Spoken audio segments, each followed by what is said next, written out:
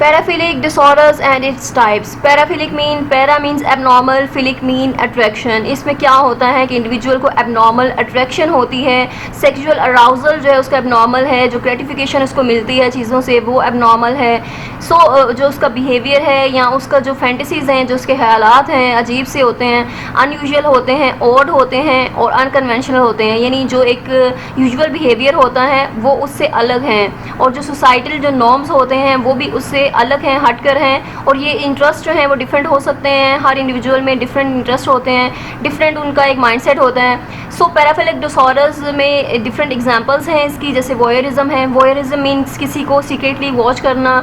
जैसे कि आपने देखा होगा कि शॉपिंग मॉल्स में, शॉपिंग सेंटर्स में जो एक पर्टिकुलर रूम होता है, चेंजिंग रूम होता है, वहाँ पर क्या होता है कि सीक्रेटली कैमराज जो हैं वो इंस्टॉल किए जाते हैं सो दैट वो उनकी एक्टिविटीज़ को ऑब्जर्व कर सकें. तो that is voyeurism disorder. And then exhibitionism है.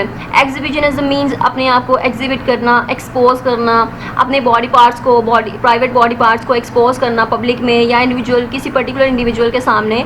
सो ये भी एक डिसऑर्डर है. एंड देन फेटिशिज्म है. फेटिशिज्म मीन कि आपके सेक्सुअल अराउजल जो है वो किसी नॉन ह्यूमन ऑब्जेक्ट से रिलेटेड है, नॉन लिविंग थिंग से रिलेटेड है, जैसे कि शूज़ हैं. सो कोई क्लॉथ भी हो सकता है जिससे आपको सेक्सुअल अराउजल फील होता है. सो ये जो सारे सेक्सुअल इंटरेस्ट हैं, जो अनयूजुअल से जो बिहेवियर है, इसको हम डिसऑर्डर तब तक कंसीडर नहीं करते जब तक ये इंडिविजुअल को या उससे रिलेटेड जितने भी पार्टनर है उसका, तो उसको कोई हार्म जो है वो कॉज ना कर रहे हो या कोई उसको हर्ट ना कर रहे हो.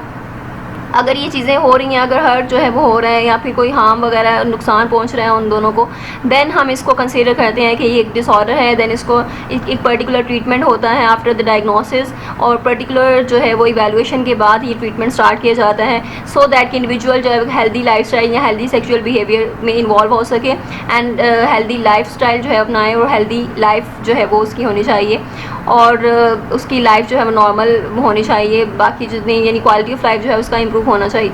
सो that was the paraphilic disorders. I hope I made it clear. जो इसके रेस्ट ऑफ द डिसऑर्डर्स हैं जो कैटेगरी में आते हैं वो हम डिस्कस करेंगे नेक्स्ट वीडियो में.